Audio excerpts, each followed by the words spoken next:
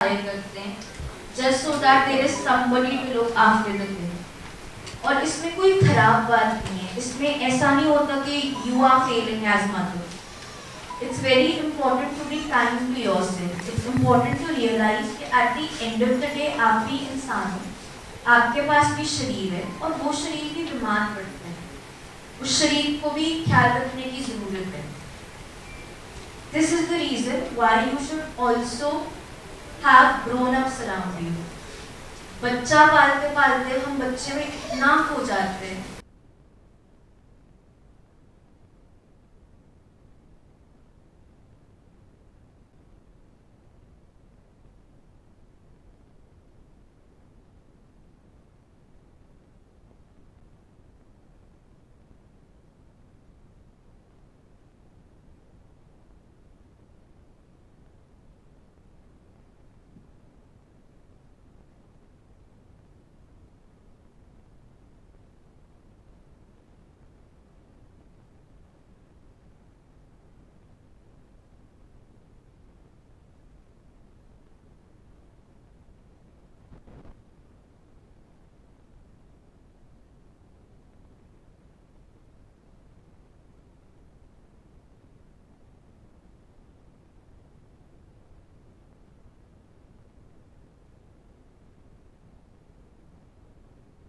वो देखिए शायर आप बताएंगे बच्चे की जो माँ होती है, बच्चा पैदा होने के बाद क्या क्या प्रॉब्लम आती हैं, ये शायर अच्छी तरह जानते हैं। शायर ये बताइए आप थोड़ा सा। प्रेगनेंसी में हमारे काफ़ी हार्मोन फ्लक्चुएशंस होते हैं जिसकी वजह से काफ़ी स्ट्रेस जो के होता है वो इंड्यूस होता है मदर्स को, और ये जो कि स्ट्रेस है ये डिलीवरी के टाइम पे थोड़ा सा ज़्यादा इफ़ेक्ट करता है। काफ़ी मदर्स होती हैं हु अंडरगो पोस्टपार्टम डिप्रेशन और साइकोसिस।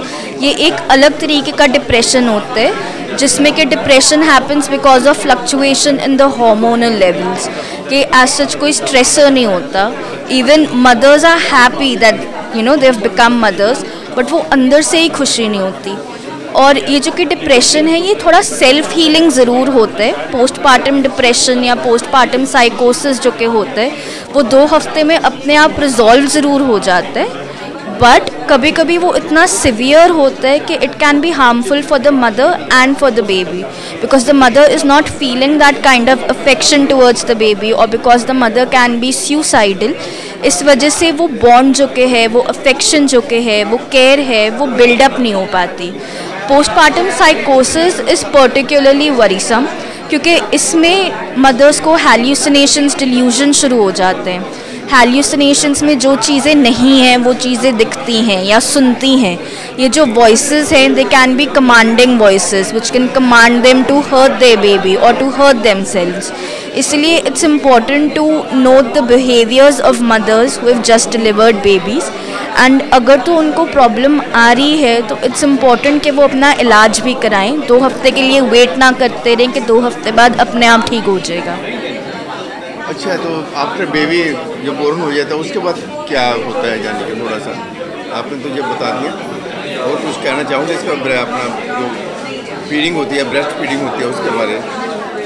ब्रेस्ट फीडिंग जो कि होती है इट्स वेरी इंपॉर्टेंट एक बॉन्ड डेवलप करने के लिए। ऑफ कोर्स ब्रेस्ट मिल्क के अपने काफ़ी सारे फ़ायदे होते हैं। वो बच्चे की इम्यूनिटी डेवलप करती है, कॉग्निशन डेवलप करती है, ब्रेन डेवलपमेंट के लिए बहुत इंपॉर्टेंट होता है, but at the same time इसके साइकोलॉजिकल फ़ायदे भी बड़े होते हैं। The child is very close to a mother क्योंकि वो उन्हीं की बॉडी का एक पार्ट है।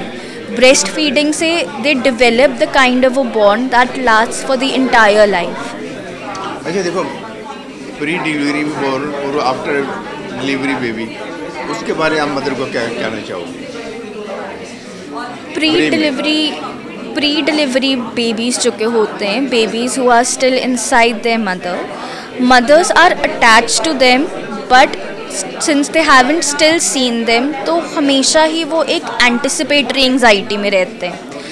पर्टिकुलरली वो अपनी डिलीवरी से रिलेटेड काफ़ी स्ट्रेस्ड रहते हैं कि पता नहीं कैसे होगा, कोई प्रॉब्लम होएगी नहीं होएगी, and it is actually a stressful event.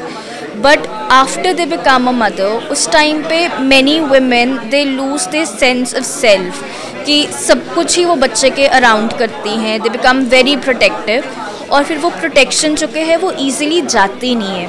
Because of which they start losing their sense of identity. कि बच्चा तो बड़ा हो जाता है, खाने पीने लगता है, अपना एक सोशल सर्कल बना लेते हैं, बट क्योंकि सिंस बिगिनिंग ही वो अपने बच्चे के अराउंड ही घूमती रहती है, तो बाद में उनको बड़े आइडेंटिटी क्राइसिस आते हैं। Thank you ma'am.